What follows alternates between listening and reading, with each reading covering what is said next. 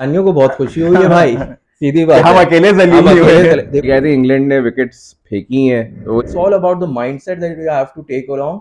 उस इसलिए पाकिस्तान को हम कह रहे हैं अपना माइंडसेट सेट करो। Hello and welcome to sports fusion, you are watching news corner. जी हाँ, आईसीसी वर्ल्ड कप स्टार्ट हो गया है और क्या ही न्यूजीलैंड ने अपनी जो है एक तरीके से स्टार्ट किया भाई।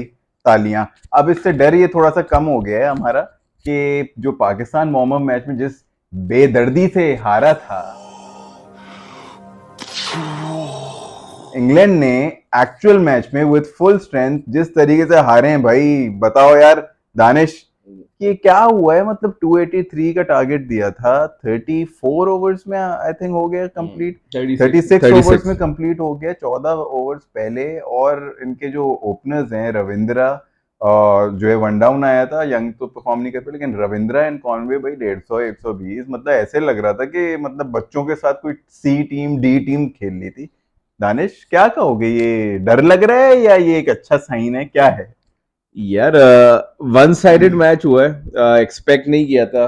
और खाली स्टेडियम भी था, तो खैर स्टार्टिंग विद इंग्लैंड बैटिंग, 284 का टारगेट दिया, जिसमें से सिर्फ दो बैटर्स ने ही स्कोर किया है। जो रूट 77 और जॉस बटलर ने 40 किए, बाकी सब ने 20 25 15 इसी तरह तेज शॉट खेल खेल के आए थे। इंग्लैंड ने विकेट्स फेंकी हैं वो, लेकिन वो उनका एक माइंडसेट है, जिस तरह वो खेलते हैं उसी तरह खेला है।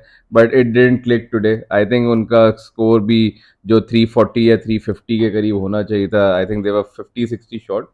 बट उस्मान, आई थिंक आप न्यूजीलैंड के बैटिंग के बारे में बताएं ना, जिस तरह आज धो दिया है। हाँ उस्मान, आप मुझे बताएं कि जो न्यूजीलैंड ने बैटिंग की यार, बस न्यूजीलैंड की बैटिंग ही है, बॉलिंग पे भी आएंगे।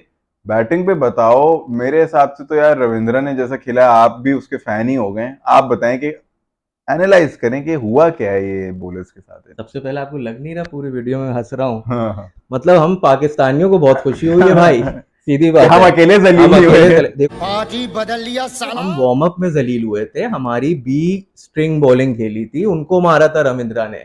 ये तो वुड वुड वगैरह को सबको आड़े हाथ ले लिया भाई। क्या कर रहे हो, वार्म अप खत्म हो गए भाई, ये समझो पहला मैच था।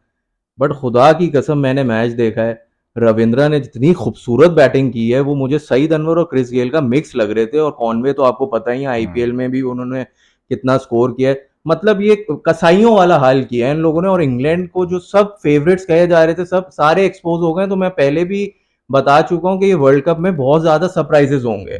और सीधी बात है, पिच अहमदाबाद की जो कि सेकंड बैटिंग को उन्होंने केटर करी, पहली में थोड़ा सा मसले हो रहे थे और मुझे लगता है इंग्लैंड ने बहुत ही ज्यादा कैजुअल खेला।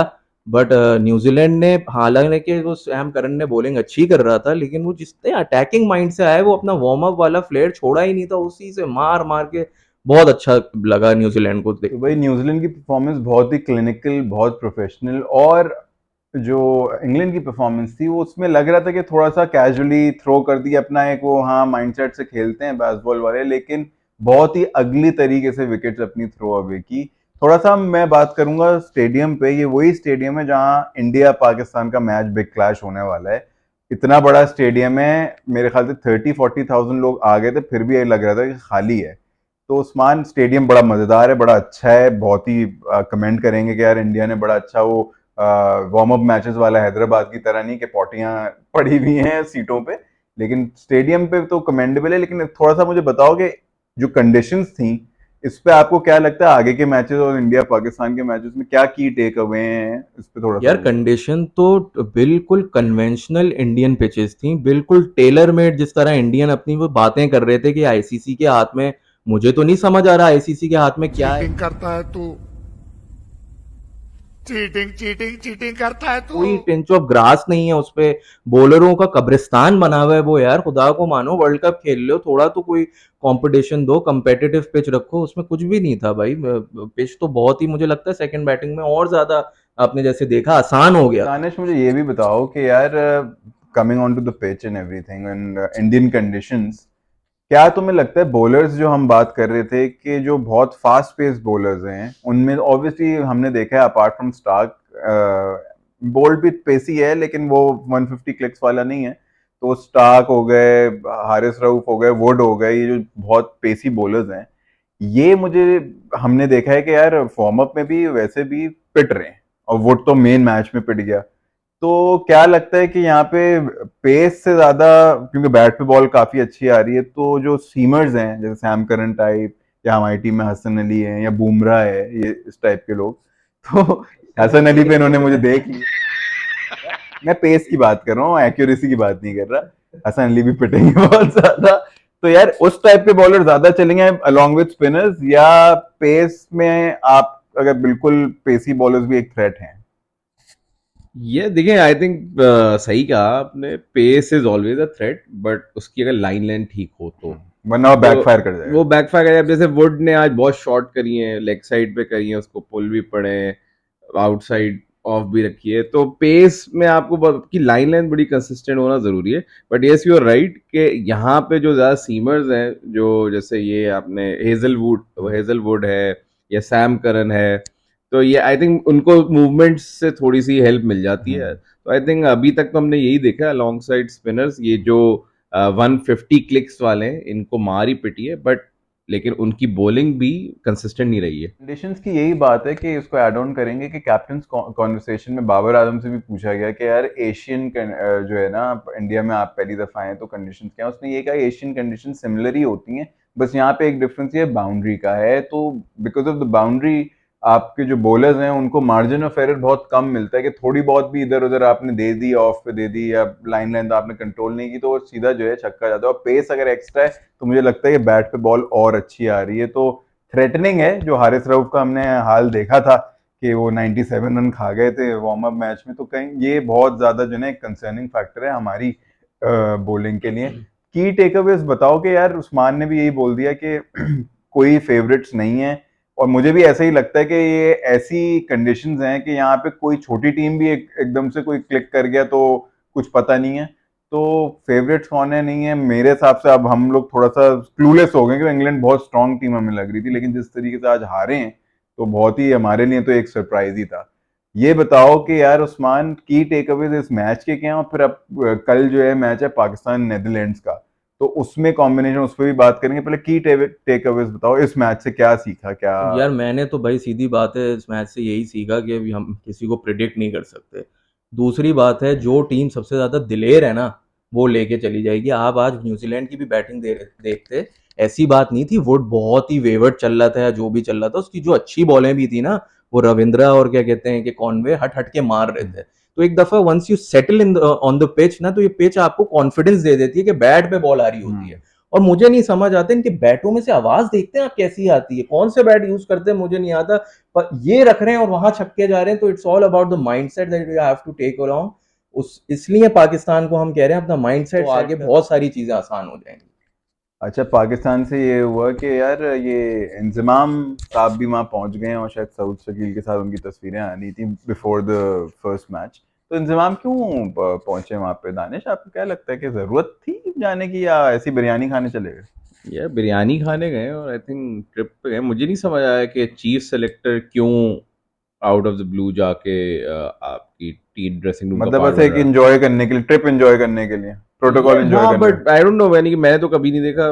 पता नहीं ये किसी और क्रिकेट टीम में हुआ है नहीं हुआ है, मुझे याद नहीं है, बट मैंने नहीं देखा कोई है। ये बहुत थोड़ा सा अजीब आज सा, जय शाह भी weird सा। ग्राउंड पे अकेले बैठे थे, चुप के, बुरखा और टाइप वाला वो उनकी तो पिक्चर यार आई अब हुई है। 300-400 लोग थे शुरू में, तो उन्होंने बोला मैं ये भी भर दूं थोड़ा, खुद ही तो थोड़ा नहीं सा है वो बिरयानी खुद ही। लेके, जैसे हमारे कुछ पार्टीज में होता है, पॉलिटिकल पार्टीज में वैसा था। आई होप हाँ कि भाई ये पॉजिटिव हो, क्योंकि एक ड्रेसिंग रूम का अपना एक हाँ एक लेंथ टाइमिंग होती है, हाँ। लेंथ होती है। तो वो इंतजाम अब आ गए हैं, तो पता नहीं किस तरह से होगा, लेट्स सी। अच्छा, कल है हमारा पहला मैच पाकिस्तान वर्सेस नेदरलैंड्स, और इसमें अभी एक थोड़ा सा बड़ा इशू हमारा यही हो रहा है कि अभी तक हम सर्टेन नहीं है। जो इंजमाम की फोटोज साउथ के साथ आई हैं, तो ये तो सर्टेन हो गया वो खेलेगा, और आई थिंक उसको खेलना भी चाहिए। सेकंड मैच में उसको रेस्ट कराए तो इट्स अ साइन के उसकी शायद जगह पक्की ही है।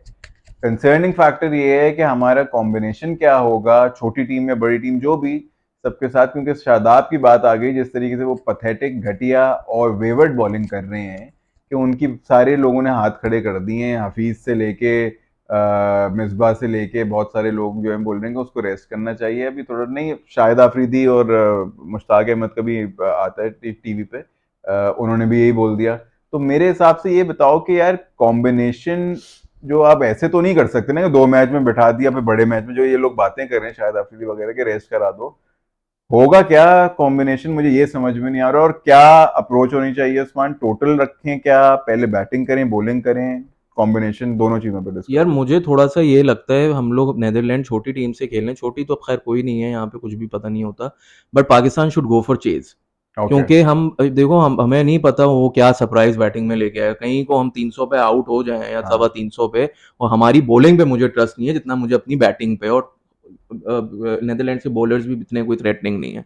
दूसरा कॉम्बिनेशन की जहां तक बात करी, मुझे नहीं लगता इनमें इतने बॉल्स हैं कि ये कुछ हम नया कॉम्बिनेशन ट्राई करेंगे। शादाब और नवाज के ही उससे जाएंगे, though I want Usama Mir to be in the squad because obviously वो विकेट टेकिंग बॉलर है, और Saud Shakeel without a doubt खेलेंगे। हाँ। अगर नहीं खेलते हैं तो there would be a lot of questions कि ये हो क्या रहा है।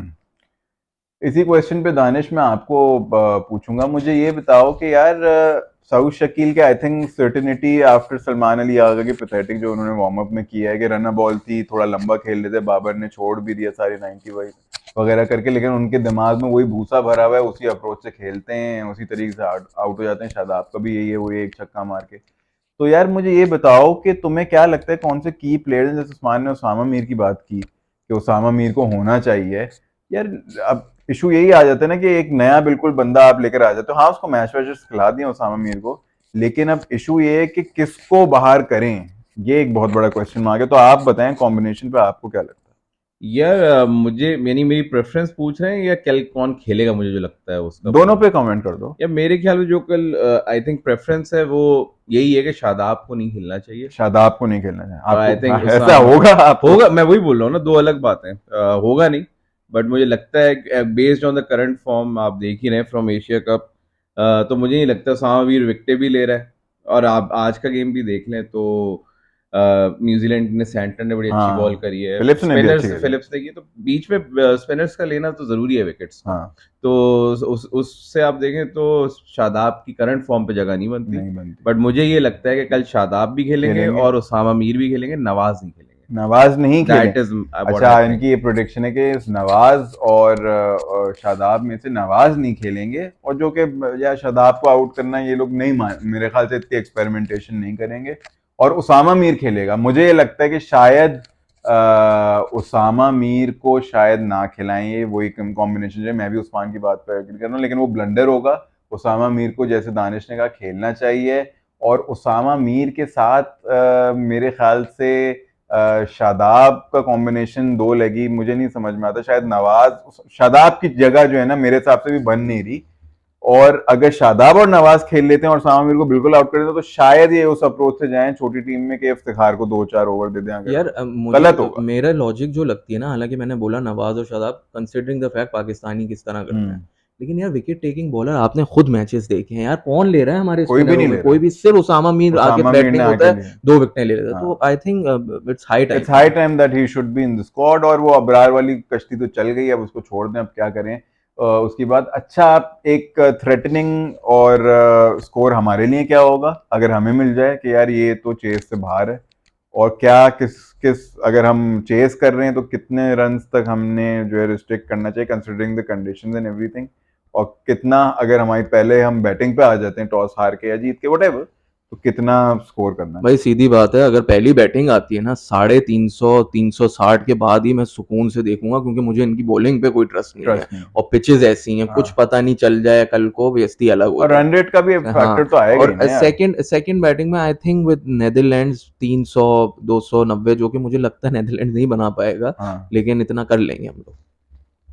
दानिश आप बताएं top picks for tomorrow's match Pakistan Netherlands. Pakistan की टीम से भी नेदरलैंड्स की टीम कोई इतनी फैंसी स्टार स्टडेड टीम नहीं है, लेकिन दोनों की टीम्स में से पाकिस्तान में से ज्यादा नाम ले रहे हैं ऑब्वियसली, कि कौन आपको लगता है कि परफॉर्म करेगा? ये बॉलिंग में पाकिस्तान से मुझे लगता है शाहीन, ही मे पिक अर्ली विकेट्स। हाँ, कॉन्फिडेंस बूस्टर उसको जरूरी है, विकेट्स नहीं ले पा रहा। और उसके अलावा जो बैटिंग में आई थिंक ओपनर्स, क्योंकि ओपनर्स हमारे कोई भी फॉर्म में नहीं है, तो मैं पिक करूंगा इमाम को कि कल बड़े रन करे। कल खेल कौन रहा है, इमाम फकर या इमाम फकर ही अब्दुल्ला? खेलेंगे। इमाम फकर ही खेलेंगे, मुझे भी ये लगता है फकर ही खेलेगा। अब्दुल्ला शफीक स्टाइलों में ही बैठ के जो उन्होंने आउट हुए हैं ना, वो उनका वही वाला हिसाब किताब है कि सूट टाई सब पहन लिया और पैंट पहनना भूल गए।